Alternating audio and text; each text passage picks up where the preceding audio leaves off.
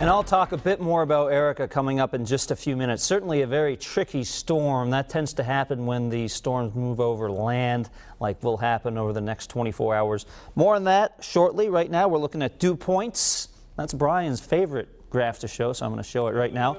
Although he's booing me, and that's because he does not like the trend he's seeing, and I have to agree with him on that one. Humidity increasing over the next several days. Not too bad today. In fact, 56 right now. We'll stay generally in the upper 50s to low 60s, so a comfortable Saturday. Tomorrow, you will notice that increase a little bit with dew points into the low 60s. And then on Monday, through much of next week, we're in the mid 60s, upper 60s at points. With the heat, it will become a bit more uncomfortable out there. So if your AC unit has been given a break, it may have to work overtime again as we head into next week. We keep you in the low category on the Eyewitness News Threat Tracker. No severe weather to monitor right now. And from Oakland Beach, just a beautiful view. Notice visibility unlimited. We have the boats out in the water already. Should be a pretty good day for fishing. And how about this for a blue sky? This is from Providence, where we have a temperature of 60, winds out of the west at 5 miles an hour.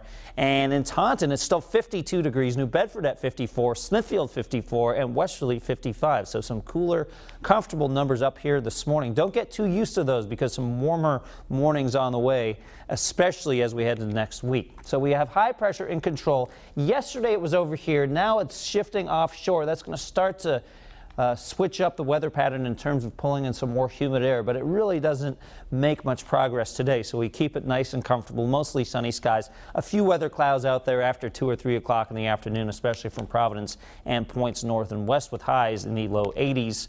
Everybody warms up to around 80 or the upper 70s by around noontime. This is before those breezes really get going. And then just a little bit of a sea breeze, a breeze from the southwest by late afternoon. That will pull westerly, Narragansett, Newport, Jamestown back into the 70s, while locations like Smithfield and even into Providence will stay in the low 80s. And then tonight, it's a little warmer than last night. Not necessarily really uncomfortable for sleeping, but we start to bring in those low temperatures in the upper 60s to around 70 for much of back to school next week. 77 at the beach today, so pretty nice. Not a sizzling beach day, but we'll take it with the mostly sunny skies. Here's the latest on Tropical Storm Erica. Winds of 40 miles per hour, barely hanging on actually to a status as a tropical storm. And you can see the storm approaching the southern end of Cuba. Obviously already a lot of devastation with the storm, from flooding to landslides.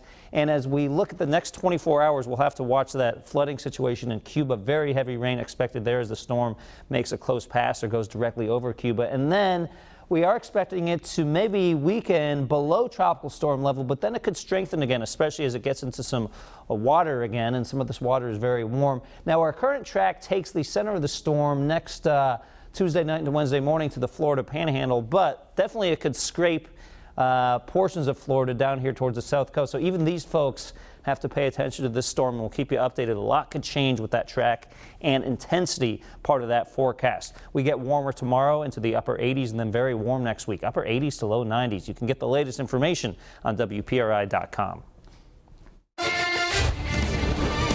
Now, Eyewitness Sports with Mark Dondero. Tom Brady